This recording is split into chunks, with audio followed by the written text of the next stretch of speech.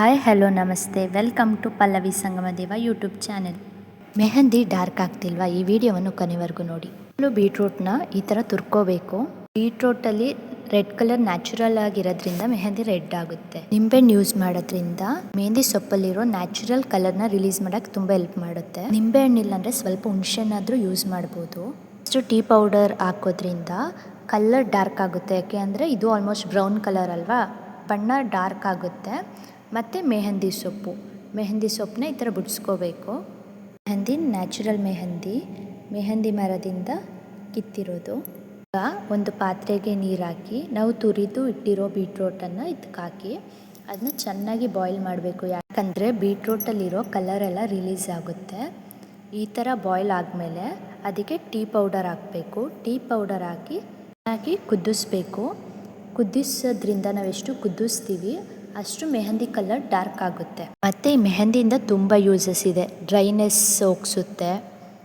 Most important ಅಂದರೆ heat reduce ಆಗುತ್ತೆ. ನೀವು ಯೂಸ್ ಮಾಡೋದ್ರಿಂದ ನಮ್ಮ ಬಾಡಿಲಿರೋ ಉಷ್ಣತೆ ಹೋಗುತ್ತೆ. ಕಾಕ್ಷನ್ ರೆಡಿ ಇದೆ ಅಲ್ವಾ, ಟೀ ಪೌಡರ್ ಮತ್ತು ಬೀಟ್ರೂಟ್ ನೀರನ್ನು ಸ್ಟ್ರೈನ್ ಮಾಡ್ಕೋಬೇಕು. ನೀರು ಎಷ್ಟು ಡಾರ್ಕ್ ಆಗಿದೆ, ಸೊ ಮೆಹಂದಿ ತುಂಬ ಡಾರ್ಕ್ ಆಗುತ್ತೆ. ನಂತರ ಒಂದು ಜಾರಿಗೆ ಮೆಹಂದಿ ಸೊಪ್ಪನ್ನು ಹಾಕಬೇಕು. ಅದ ನಂತರ ನಾವು ಟೀ ಪೌಡರ್ ಮತ್ತು ಬೀಟ್ರೂಟ್ ಡಿಕಾಕ್ಷನ್ ರೆಡಿ ಮಾಡಿದ್ದೀವಲ್ಲ ಅದನ್ನ ಹಾಕಿ ನಿಂಬೆಹಣ್ಣು ಹಾಕಬೇಕು.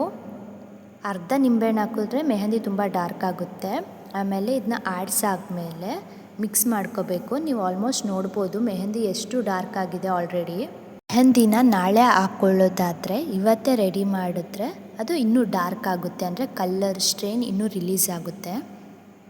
ಇರ್ಬೋದು ಕೈ ಎಷ್ಟು ಡಾರ್ಕ್ ಆಗಿದೆ. ಇದನ್ನ ಓವರ್ನೈಟ್ ಬಿಡೋದ್ರಿಂದ ಮೆಹಂದಿ ಇನ್ನೂ ಡಾರ್ಕ್ ಆಗುತ್ತೆ. ಕೈಗೂ ಮತ್ತು ಕಾಲಿಗೂ ಹಾಕೋದ್ರಿಂದ ಎಕ್ಸೆಸ್ ಆಫ್ ಹೀಟ್ ರಿಲೀಸ್ ಆಗುತ್ತೆ. ಇನ್ನಷ್ಟು ವಿಡಿಯೋಗಳಿಗಾಗಿ ಪಲ್ಲವಿಯನ್ ಸಂಗಮದೇವ ಯೂಟ್ಯೂಬ್ ಚಾನಲನ್ನು ಸಬ್ಸ್ಕ್ರೈಬ್ ಮಾಡಿ, like, share and comment. Thank you.